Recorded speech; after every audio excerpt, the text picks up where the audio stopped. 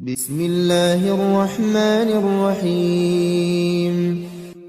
الرحمن علم القرآن، خلق الإنسان علمه البيان.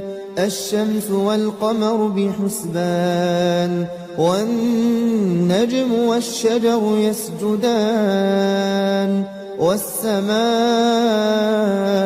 رفعها ووضع الميزان، ألا تطغوا في الميزان.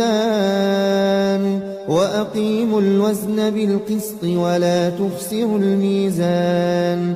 والأرض وضعها للأنام، فيها فاكهة والنخل ذات الأكمام. والحب ذو العصف والريحان، فبأي آلاء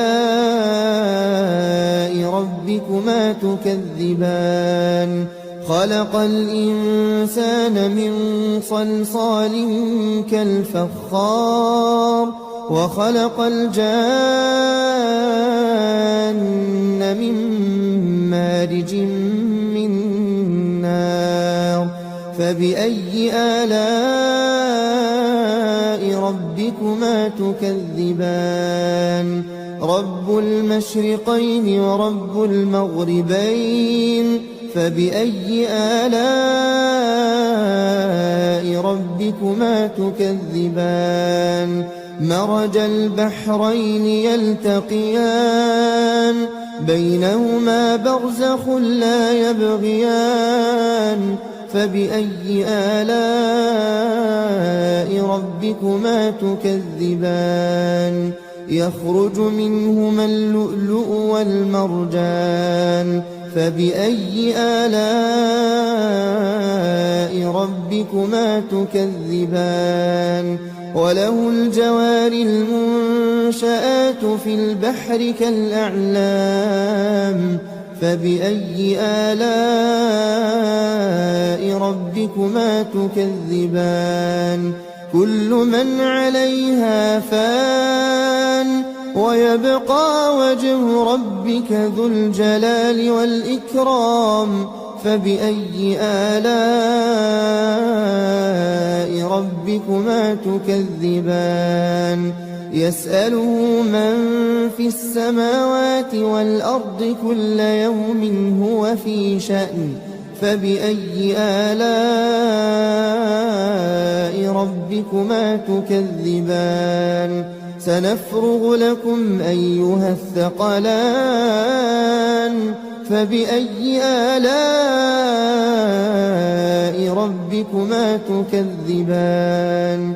يا معشر الجن والإنس إن استطعتم أن تنفذوا من أقطار السماوات والأرض فانفذوا، لا تنفذون إلا بسلطان. فبأي آلاء ربكما تكذبان. يرسل عليكما شواظ من نار ونحاس فلا تنتصران. فبأي آلاء ربكما تكذبان. فإذا انشقت السماء فكانت وردة كالدهان. فبأي آلاء ربكما تكذبان. فيومئذ لا يسأل عن ذنبه إنس ولا جان. فبأي آلاء ربكما تكذبان. يعرف المجرمون بسيماهم فيؤخذ بالنواصي والأقدام. فبأي آلاء ربكما تكذبان. هذه جهنم التي يكذب بها المجرمون، يطوفون بينها وبين حميم آن. فبأي آلاء ربكما تكذبان ولمن خاف مقام ربه جنتان فبأي آلاء ربكما تكذبان ذواتا أفنان فبأي آلاء ربكما تكذبان فيهما عينان تجريان فبأي آلاء ربكما تكذبان فيهما من كل فاكهة زوجان فبأي آلاء ربكما تكذبان متكئين على فرش بطائنها من استبرق وجنى الجنتين دان فبأي آلاء ربكما تكذبان فيهن قاصرات الطرف لم يطمثهن إنس قبلهم ولا جان فبأي آلاء ربكما تكذبان كأنهن الياقوت والمرجان فبأي آلاء ربكما تكذبان هل جزاء الإحسان إلا الإحسان فبأي آلاء